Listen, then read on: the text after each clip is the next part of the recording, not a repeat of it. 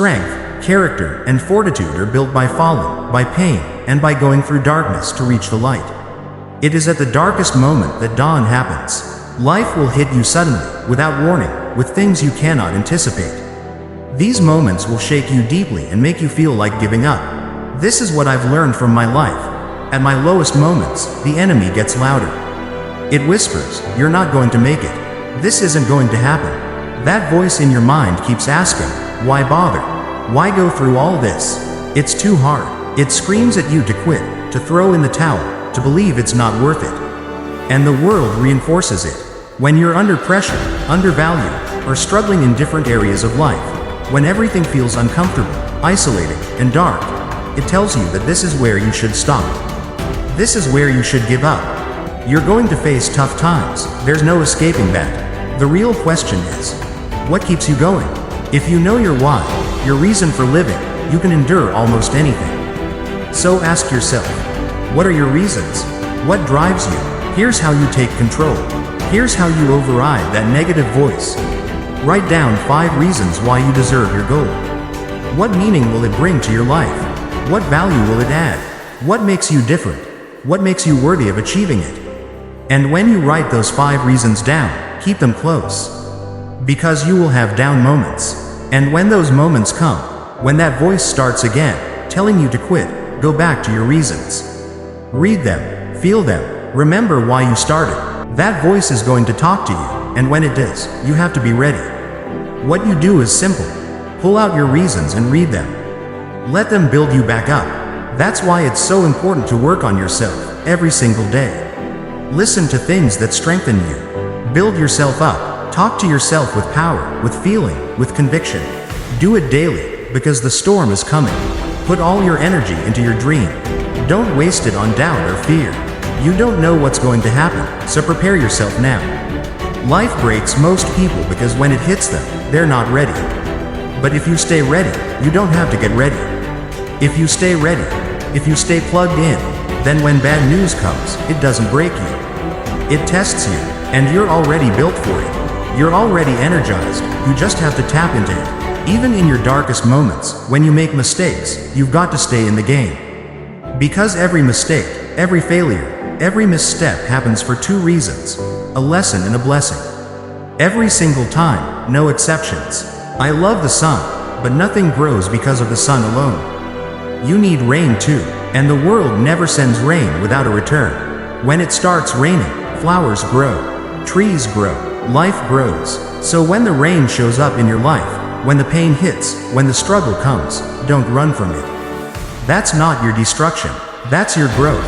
Get bigger. You've got to understand what the rain and the dirt are for. You've got to stop looking at the rain in your life as something bad.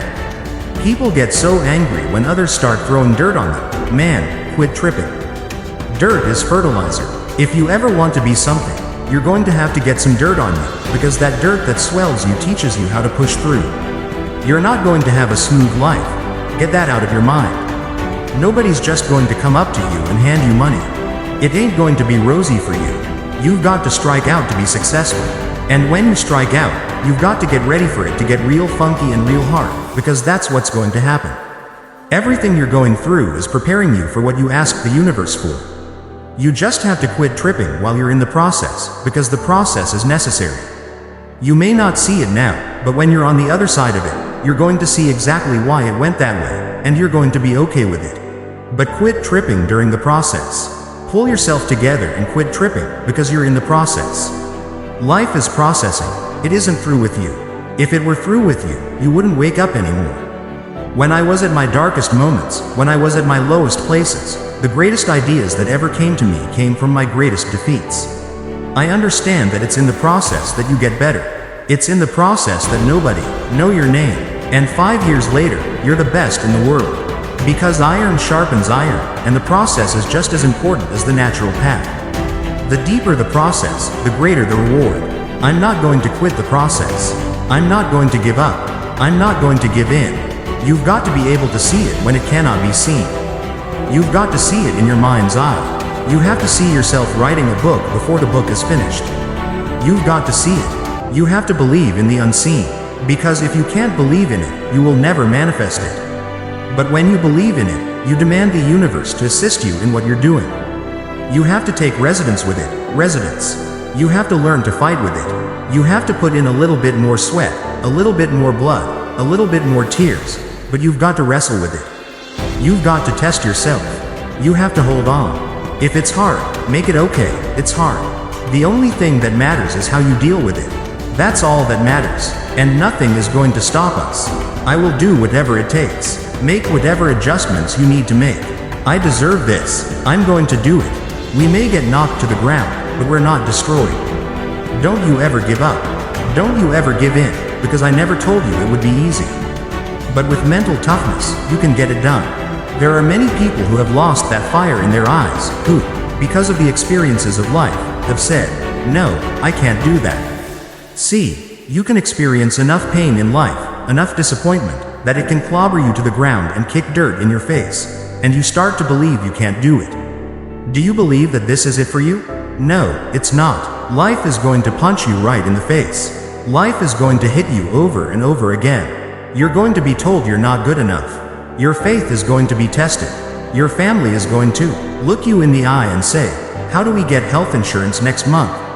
I don't know, but I know we're going to make it. Life is hard, man. That's what it's about. Life is a challenge. If you don't work as hard as you can, if you don't sacrifice everything, if you don't get rejected and keep coming back for more, if you don't get your loyalty tested and your faith tested, you don't love that thing. If you bail out, but if you fight through all that, that's love.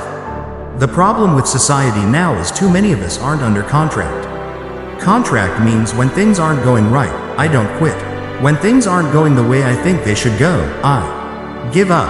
I give in. Most of you are not under covenant.